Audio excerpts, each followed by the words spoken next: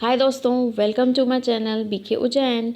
कैसे हैं आप लोग? आई होप कि आप सभी अच्छे होंगे। और आज जो मैंने वीडियो बनाया है दोस्तों वो है निष्ठा पे। जैसे कि आपको पता है कि निष्ठा का प्रशिक्षण चल रहा है और ये 3rd मॉड्यूल आ चुका है जो 1 नवंबर से स्टार्ट हो गया है। और इसमें जो इसका नाम है बच्चों की सीखने की प्रक्रिया को समझना, बच्चे कैसे सीखते हैं। इसमें जो है मैंने पहले ही भी लेटर डाला हुआ है। लेटर आपने नहीं पढ़ा हो तो आप पढ़ सकते हो, उसमें सारे मॉड्यूल के नाम भी लिखे हुए हैं और ये सभी राज्य देख सकते हैं जहाँ पर भी निष्ठा प्रशिक्षण चल रहा है। मैं इसमें प्रैक्टिकली बताऊंगी और 3 प्रयास आप कर सकते हैं। 3 प्रयास में अगर आपके अच्छे नंबर नहीं आते हैं तो आप इसका सर्टिफिकेट प्राप्त नहीं कर पाएंगे। तो इसलिए मेरी यही आपसे अच्छा है कि आप इन कॉपी में इन प्रश्नों को लिख लीजिए और प्रश्नों को लिखने के बाद अच्छे से समझ लीजिए। उसके बाद आप मूल्यांकन प्रश्न को सॉल्व कीजिए। मूल्यांकन प्रश्नों को सॉल्व करने जब आप अच्छे से समझ लेंगे तो मूल्यांकन प्रश्न में आपके हर बार 20 आउट ऑफ 20 आएंगे। मैंने क्योंकि इसमें तीनों प्रयासों को आपको बता रही हूँ, इसके अलावा कोई प्रश्न आपका दूसरा नहीं आ सकता और दूसरा वीडियो भी देखने की ज़रूरत नहीं है आपको। ये तीनों प्रयास में जब आपको बताऊँगी तो इन्हीं में ही से ही आपके प्रश्न आएंगे।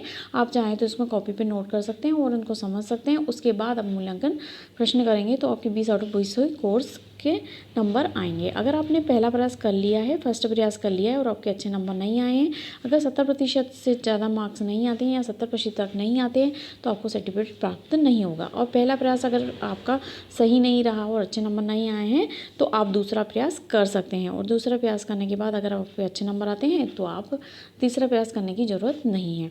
ठीक है, तो शुरू करते हैं आज का वीडियो और देखते हैं इसके आंसर क्या रहने वाले हैं दोस्तों। तो इसके लिए आपको पहले ही पता है, जैसे कि आपको दीक्षा ऐप में आपको जाना है। इसके लिए तो दीक्षा ऐप में जाने के लिए आपको सबको पता ही है कि किस तरह से सर्च करना है। और आपको बीआरसी से लिंक दी गई है और दी गई है तो आप उस पर क्लिक करके और जा सकते हैं और इसमें सर्च भी कर सकते हैं जैसे कि हमको पता है। तो इसको आपको सर्च भी कर सकते हैं अगर आपको बीआरसी से लिंक मिली है और आप नहीं कर पा रहे तो इस मैंने गोल घेरा लगा के बताया, यहाँ पर क्लिक करके और आपको यहाँ पे सिंपली टाइप करना है एमपी और एमपी के बाद आपको लिखना है FLN और CM rise, CM space rise इजिकल और कोर्स। या MP के नहीं है तो आप किसी भी राज्य के हैं तो ज़रूरी नहीं है आपको MP टाइप करना, तो आपके सारे कोर्स यहाँ पे दिखाई देगा। और आपका जो 3rd मॉड्यूल है वो ये है, तो आपको यहाँ पे क्लिक कर लेना है। आपको इस पर क्लिक करने के बाद इस तरह से आपको एनवायरनमेंट दिखाई देता है। जैसे कि आपको पता है कि यहाँ पर आपको कोर्स में नामांकन कीजिए, यहाँ पर सबसे पहले आपको यहाँ पे क्लिक कर लेना है। और नामांकन करने के बाद आपको सारे मॉड्यूल को अच्छे से पढ़ लेना है। जहाँ जहाँ यहाँ पर आपको शेयर भी करना है, यहाँ पर आपको टिक लगाना है सबसे पहले और शेयर करना है। शेयर करने के बाद आपको जो है इस तरह से इन्वायरमेंट दिखाई देगा और इस तरह से इन्वायरमेंट ये सारे जो है आपके पॉइंट्स को सभी को पढ़ लेना है वीडियो। और इसको आखिरी में इसको मूल्यांकन प्रश्न को सॉल्व करना है। तो सबसे पहले आपको, और जिसमें प्रश्न उत्तर भी मैं क्लिक करके आपको दिखा रही हूँ, तो आपको सबसे पहले अच्छे से पढ़ लेना है और उसके बाद ही प्रश्नों को सॉल्व करना है तो आपको जल्दी समझ में आएगा। तो शुरू करते हैं दोस्तों आज का वीडियो। जो हम देख लेते हैं कि पहला प्रश्न हमारा क्या कह रहा है। दोस्तों आपके सामने पहला प्रश्न आ गया है। कक्षा में एक ही समय में सभी गतिविधि रुचि क्षेत्रों की व्यवस्था करने के लिए स्थान की कमी हो तो क्या करना चाहिए। अगर हम कोई भी क्षेत्र की व्यवस्था कर रहे हैं, मतलब हम गतिविधियां करवा रहे हैं लेकिन हमें स्थान की कमी हो रही है तो हमें क्या करना चाहिए। तो हमें जो है 4th वाला इसका आंसर हो जाएगा दोस्तों, क्योंकि एक समय में कम से कम 4 की व्यवस्था करना और प्रत्येक 15 दिन में बारी बारी बदलते रहना। नेक्स्ट प्रश्न देख लेते हैं। पहले से मौजूद रुचि में क्या शामिल है। तो पहले से जो मौजूद रुचि है उसमें क्या क्या शामिल हो सकता है ये पूछा जा रहा है। तो इसमें हमारा आंसर हो जाएगा दोस्तों, यहाँ तो हम क्या कर सकते, इसका आंसर हो जाएगा किसी चीज़ में अत्यधिक रुचि या विशेष लगाव, क्योंकि हम पहले से मौजूद रुचि की बात कर रहे हैं। नेक्स्ट प्रश्न। कक्षा के बाहर के वातावरण, प्रकृति तक पहुँच और स्वयं करने का अनुभव किस प्रकार की बुद्धिमत्ता को प्रोत्साहित करने के उदाहरण हैं। तो इसका जो आंसर हो जाएगा दोस्तों ये हो जाएगा समीक्षात्मक बुद्धिमत्ता, क्योंकि हम जब बाहर के वातावरण की बात कर रहे हैं और स्वयं के अनुभव की बात कर रहे हैं तो समीक्षा वाला बुद्धि की बात हो रही है। नेक्स्ट प्रश्न। उच्च श्रेणी की बुद्धि वाले बच्चे का क्या अर्थ है। तो अक्सर विविध प्रकार से सोचने वाला जो होता है वो उच्च श्रेणी का होता है। तो नेक्स्ट। बच्चों की सुरक्षा सुनिश्चित करने के लिए गतिविधि रुचि क्षेत्र की मुख्य विशेषता क्या है। मतलब हर तरफ से पहुँचो, यही जो है अच्छा रहता है। नेक्स्ट। संभावित रुचि में क्या क्या शामिल है। संभावित रुचि मतलब होने वाली प्रोबेबिलिटी जो भी है। तो इसमें इसका आंसर हो जाएगा दोस्तों, किसी चीज़ में रुचि जिसके बारे में बच्चा जानता नहीं है, लेकिन शायद जब वो जान जाए तो उसमें भी रुचि हो जाए, तो यही संभावित रुचि हो जाएगी। नेक्स्ट प्रश्न, सक्रिय और स्वायत्तशासी मतलब जिसको ऑटोनोमस भी बोलते हैं, छात्र बनने के लिए बच्चों को क्या करना चाहिए। तो इसमें आंसर आ जाएगा जिज्ञासु, पहल करने वाले, आत्मविश्वासी, खोजी प्रवृत्ति की और चिंतनशील बनकर। नेक्स्ट प्रश्न, जानकारी प्राप्त करने के 4 साधन क्या हैं, ये पूछा जा रहा है। दोस्तों इसका आंसर हो जाएगा फर्स्ट वाला, मतलब दृश्य, श्रव्य, गति, संवेदी और स्पर्श। नेक्स्ट, 5 इंद्रियों के नाम हमको बताना है दोस्तों। इसका आंसर देखिए क्या हो जाएगा। तो हमारी जो 5 इंद्रियां हो जाएंगी दोस्तों, वो ये हो जाएंगी, थर्ड वाला आंसर हो जाएगा, क्योंकि इसमें बोलना लिखा है ये गलत हो जाएगा और इसमें भी सोचना लिखा है ये भी गलत हो जाएगा, तो थर्ड वाला आंसर हो जाएगा हमारा। नेक्स्ट प्रश्न है, कला के द्वारा सीखने के सही उदाहरण क्या हैं। तो इसमें आंसर हो जाएगा आकार बनाना और ज्ञात्मक पैटर्न की पहचान करना। नेक्स्ट प्रश्न, सीखने का अनुभव शुरू करने से पहले शिक्षक को क्या करना चाहिए। तो जब हम अनुभव जो है शुरू करने से पहले क्या करना चाहिए दोस्तों, बच्चों की सीखने की आवश्यकताओं का पता लगाकर, ठीक है। नेक्स्ट प्रश्न, बड़ों के साथ परस्पर संवाद का क्या अर्थ है। तो अभिभावक और शिक्षक स्वयं बच्चों के साथ मिलकर सीखने की प्रक्रिया में बच्चों की सहायता करें, ये आंसर हो जाएगा। नेक्स्ट प्रश्न, बच्चों के वर्तमान स्कूल कार्य और भविष्य के शैक्षिक या आजीविका के लक्ष्य के बीच सहसंबंध कब देखा जाता है। तो इसका आंसर क्या हो जाएगा दोस्तों, इसका आंसर हो जाएगा फर्स्ट वाला, जब बच्चे उस काम में शामिल होते हैं जिन्हें उन्हें आनंद आता है। नेक्स्ट प्रश्न, NCF 2005 का पूर्ण रूप क्या है। तो इसमें हमको सही फुल फॉर्म पूछ रहा है, नेशनल करिकुलम फ्रेमवर्क 2005। नेक्स्ट प्रश्न, हमारे पास कितनी इंद्रियां होती हैं, जैसे कि हमको पता है कि 5 इंद्रियां होती हैं। नेक्स्ट, सामूहिक पसंद का क्या अर्थ है। तो इसमें आंसर होने वाला है पहला वाला दोस्तों, किसी विशेष परस्पर संवाद को प्राथमिकता देना, जैसे अकेले कार्य करना, साथी के साथ कार्य करना या बड़े छोटे समूह में कार्य करना। नेक्स्ट प्रश्न, कक्षा में कितने प्रकार के परस्पर संवाद होते हैं। तो इसमें आंसर हो जाएगा दोस्तों 3 प्रकार के परस्पर संवाद होते हैं। नेक्स्ट, बच्चे बेहतर कब सीखते हैं, जब स्वयं करके सीखने में युक्त रहते हैं। तो इसका आंसर फर्स्ट वाला हो जाएगा। नेक्स्ट, बच्चों के अलग अलग सीखने के तरीके और सीखने की गति किसके फलस्वरूप होती है। तो इसका आंसर हो जाएगा दोस्तों जानकारी ग्रहण करने, परिस्थिति की समीक्षा करने और निर्णय लेने के तरीके।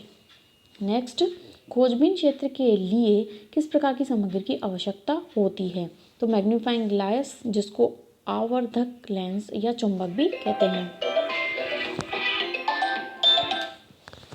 इसमें हमने 20 प्रश्न कर लिए हैं और 20 का ही आंसर दे दिया है। तो हम देख लेते हैं कि सबमिट करके कि कितने आंसर हमारे सही हो जाते हैं। सबमिट करके देख लेते हैं, हमारे 20 आउट ऑफ 20 आ गया है स्कोर। अब हम देख लेते हैं कि इसमें हम और एक बार और करके देख लेते हैं। अगर आपके आंसर गलत आए हैं तो आप रीडू भी कर सकते हैं, यहाँ पर एग्जिट करके नेक्स्ट बार भी प्रयास कर सकते हैं। तो हम यहाँ पे नेक्स्ट बार प्रयास कर रहे हैं। सीखने का अनुभव शुरू करने से पहले शिक्षक को क्या करना चाहिए। तो बच्चों की सीखने की आवश्यकता का पता लगाना चाहिए। दोस्तों एक बात मैं बता दूं आपको, ये प्रश्न रिपीट हो सकते हैं और 1-2 क्वेश्चन ही अलग हो सकते हैं। तो हम जल्दी जल्दी देख लेते हैं कि हमारा सेकंड प्रयास में हमारे आंसर क्या रहने वाले हैं। अधिकतर बच्चों की सीखने की पसंद को क्या प्रभावित करता है। तो मस्तिष्क का रुझान, जेंडर और निजी अनुभव। बच्चे बेहतर कब सीखते हैं, जब स्वयं सीखने में युक्त रहते हैं। बड़ों के साथ परस्पर संवाद का क्या अर्थ है। तो इसका आंसर हो जाएगा अभिभावक शिक्षक स्वयं बच्चों के साथ मिलकर सीखने की प्रक्रिया में बच्चों की सहायता करें। नेक्स्ट प्रश्न, कक्षा में 3 प्रकार के परस्पर संवाद कौन कौन से हैं। ये नया प्रश्न आया है, पहले हम पढ़े थे कि तीन प्रकार के होते हैं। तो ये क्या हो जाएगा, साथियों के साथ परस्पर संवाद, बड़ों के साथ परस्पर संवाद और वस्तु या सामग्री के साथ परस्पर संवाद। नेक्स्ट प्रश्न, पहले से मौजूद रुचि में क्या शामिल है। तो इसमें हमारा आंसर होने वाला है किसी चीज़ में अत्यधिक रुचि या विशेष लगाव। बच्चों को सीखने के पूर्व ज्ञात अनुभव कैसे प्राप्त होते हैं। तो प्रतिदिन के अनुभव जिनका बच्चे सामना करते हैं। बच्चे समग्र रूप से सीखते हैं का क्या अर्थ है, मतलब सभी प्रकार के स्रोतों से जानकारी ग्रहण करते हैं। नेक्स्ट, गतिविधि रुचि क्षेत्र का मुख्य उद्देश्य क्या है।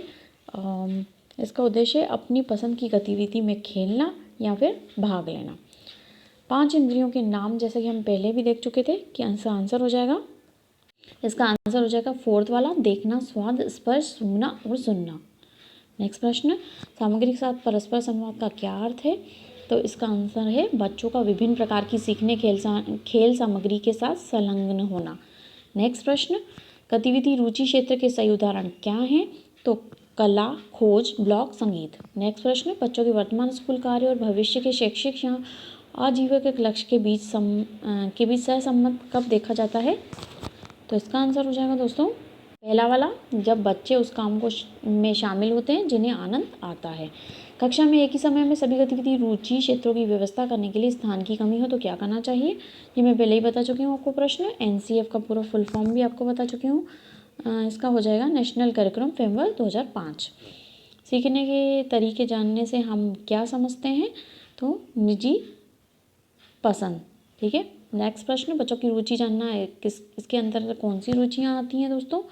जो पहले से मौजूद जो रुचि होती है और संभावित रुचि, इसका आंसर हो जाएगा। नेक्स्ट प्रश्न, जो बच्चे बहुत प्रश्न करते हैं वो कैसे होते हैं दोस्तों?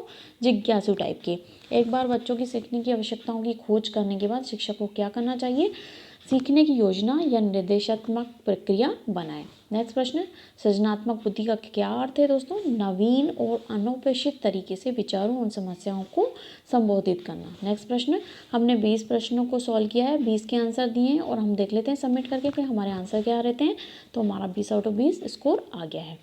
रीडू करके हम एक बार और सॉल्व कर लेते हैं। ये हमको मैसेज दे रहा है कि लास्ट अटैम्प्ट है, तो हमारा तो 3 अटैम्प्ट है, जैसे कि मैंने पहले भी बताया था कि 3 अटैम्प्ट ही आप कर सकते हैं।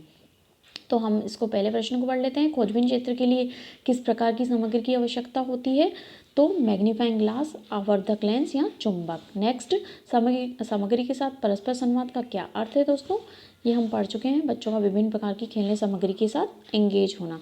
नेक्स्ट, सीखने की प्रक्रिया का केंद्र कौन होता है दोस्तों? बच्चे। नेक्स्ट, गतिविधि रुचि क्षेत्रों का मुख्य क्षेत्र क्या है? अपनी गतिविधि पसंद की गतिविधि में खेलना और भाग लेना। नेक्स्ट, करके सीखने का अनुभव का क्या अर्थ है? तो इसका आंसर हो जाएगा करके सीखना। नेक्स्ट प्रश्न, सीखने का अनुभव शुरू करने से पहले शिक्षक को क्या करना चाहिए? बच्चों की सीखने की आवश्यकताओं का पता लगाना चाहिए। बड़ों के साथ परस्पर संवाद का क्या अर्थ है? अभिभावक शिक्षक बच्चों के साथ मिलकर सीखने की प्रक्रिया में बच्चों की सहायता करें। नेक्स्ट प्रश्न, सीखने के तरीके जानने से हम क्या समझते हैं? तो ये निजी पसंद आ जाएगा। नेक्स्ट प्रश्न, बच्चों को सीखने के पूर्व ज्ञात अनुभव कैसे प्राप्त होते हैं? तो इसका आंसर हो जाएगा प्रतिदिन के अनुभव जिनका बच्चे सामना करते हैं। नेक्स्ट प्रश्न, कला के द्वारा सीखने के सही उदाहरण क्या हैं? तो इसमें आएगा आकार बनाना और गत्यात्मक पैटर्न की पहचान करना। नेक्स्ट प्रश्न, जानकारी प्राप्त करने के 4 कौशल क्या हैं? तो इसका आंसर हो जाएगा दोस्तों इसका आंसर हो जाएगा दृश्य, श्रव्य और गति संवेदी और स्पर्श। नेक्स्ट प्रश्न, एक बार बच्चों की सीखने की आवश्यकताओं की खोज करने के बाद शिक्षक को क्या करना चाहिए?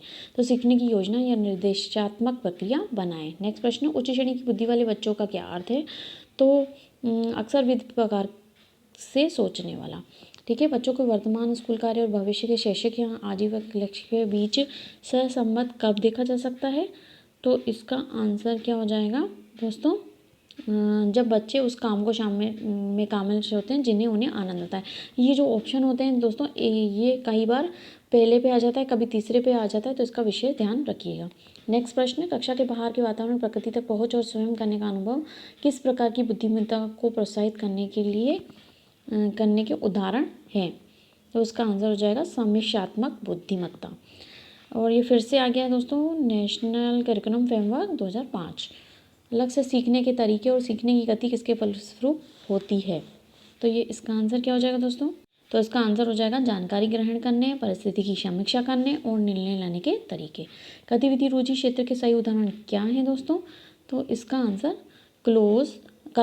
कला, खोज, ब्लॉग, संगीत। नेक्स्ट प्रश्न, सृजनात्मक बुद्धि का अर्थ पूछा जा रहा है। तो नवीन और अनपेक्षित तरीके से विचारों और समस्याओं को संबोधित करना। संभावित रुचि में क्या शामिल है दोस्तों? इसमें ये आ जाएगा किसी चीज़ में रुचि जिसके बारे में बच्चा जानता नहीं है, शायद जब जान जाए, जो उसमें रुचि हो जाए। तो हमने 20 प्रश्न निकाल लिए हैं। अब हम सबमिट करके देख लेते हैं। हमारा स्कोर 20 आउट ऑफ 20 आ गया है। तो मैंने तीनों प्रयासों को दोस्तों मैंने 3 बार आपको बताया है, तीनों प्रयासों को बता दिया है। इसके अलावा कोई भी प्रश्न इसके अलावा नहीं आ सकता। और ये अगर अपने प्रश्न पढ़ लिए, अच्छे से समझ लिए, कॉपी में लिख के और इसके आंसर लिख लिए, तो आप जब भी मूल्यांकन करेंगे तो आपके 20 आउट ऑफ 20 ही आएंगे और आपको सर्टिफिकेट भी आसानी से प्राप्त हो जाएगा। तो दोस्तों, आपको मेरा वीडियो कैसा लगा? अगर मेरा वीडियो अच्छा लगे तो इसको दोस्तों को ज़रूर शेयर करना और इसके लाइक बटन ज़रूर दबा देना, ताकि मुझे मोटिवेशन मिले और अगला वीडियो बनाने के लिए मैं प्रोत्साहित हो सकूं। तो दोस्तों, मिलते हैं अगले वीडियो में अगले कंटेंट के साथ। तब तक के लिए बाय बाय, सी यू। और हाँ, अगर आप मेरे चैनल पे नए हैं तो इसको सब्सक्राइब करना ना भूलिएगा, ताकि आपको अगला आने वाला नोटिफिकेशन सबसे पहले मिले। तो बाय बाय दोस्तों।